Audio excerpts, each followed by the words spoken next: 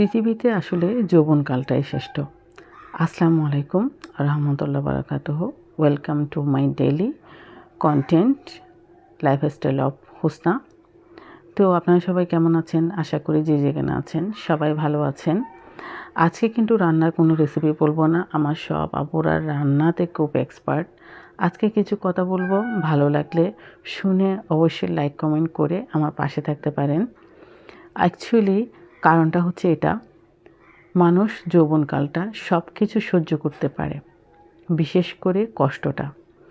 কেন বলতেছি? মানুষের যৌবনকালে কিন্তু অনেক প্রকার কষ্ট আছে। অনেক সময় ফিজিক্যালি কষ্ট পায়, অনেক সময় টাকাতে কষ্ট পায়, মানে টাকা থাকে না, টাকা পয়সা থাকে না। অনেক সময় দেখা যায় যে মনের কষ্ট পায়।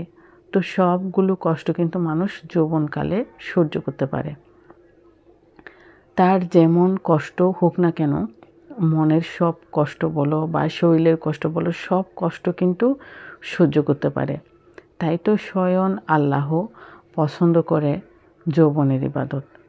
কথাগুলো বি পজিটিভ, একদম নেগেটিভলি নেবেন না। আমি কথাগুলো কিন্তু খুবই পজিটিভ বলছি।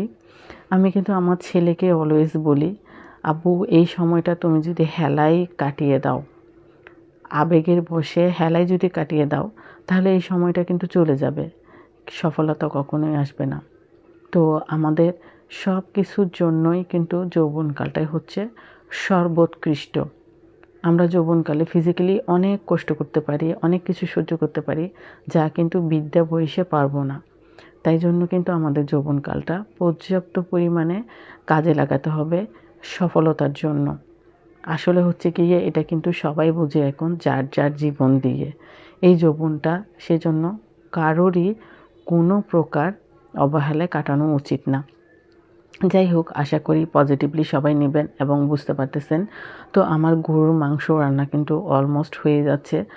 আমরা চিটাঙের মানুষরা বিশেষ করে গরুর মাংস বলতে অজ্ঞান। এত গরুর মাংস পছন্দ করি।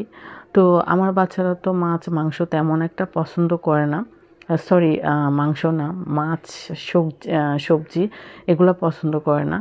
তো তাদের জন্য কিন্তু আমার দেখা যায় যে মুরগির মাংস না হলে গরুর মাংসও রান্না করতে হয়।